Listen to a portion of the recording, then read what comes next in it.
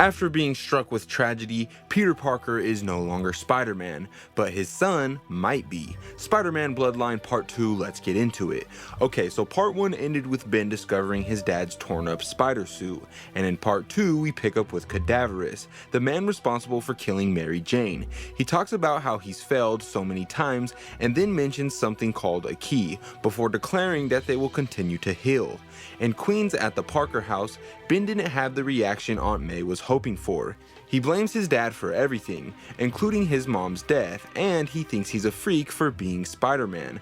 After that, Aunt May defends Peter, saying that what happened to MJ broke him, but he still loves his son. The next day at school, Faye figures out Ben was the one who beat up the bully from Part 1, as no one saw who threw him through the door.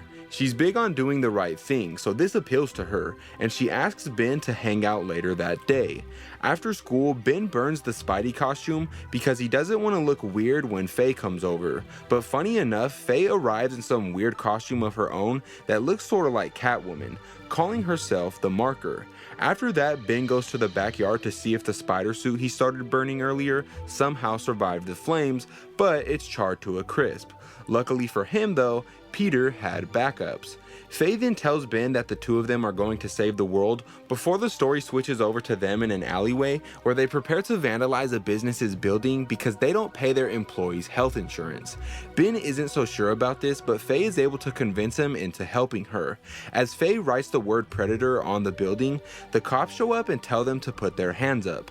They try running away but are shortly surrounded by other cops in the area, and that's when Ben is struck with an idea. He uses his dad's web shooters to get him and Faye out of there, even though he has no idea what he's doing. As they swing through the city while people record them, Ben spills the beans, admitting that his father was the real Spider-Man. After that, they crash into a billboard memorial for the deceased Avengers, where it's made clear that Faye is hyped about her new friend being the son of Spider-Man. The story then shows Cadaverous and Peter watching the now viral footage of Spider-Man's return, Peter knowing right away who that is, while Cadaverous believes his old enemy is back. Going back to the duo, Faye pressures Ben to actually be the new Spider-Man, but he's not so sure if he should. Soon there's an attack on Oscorp and Ben decides to check it out in costume. He helps someone stuck in the rubble before being attacked by Cadaverous's robot minions, but through mostly luck, Ben is able to defeat them by dropping a metal column directly on top of them. After that, he swings home, and when he enters the house he sees his father, who greets him as the new Spider-Man, but sadly that's when the issue comes to an end. If you want me to cover part 3, let me know by liking and commenting down below.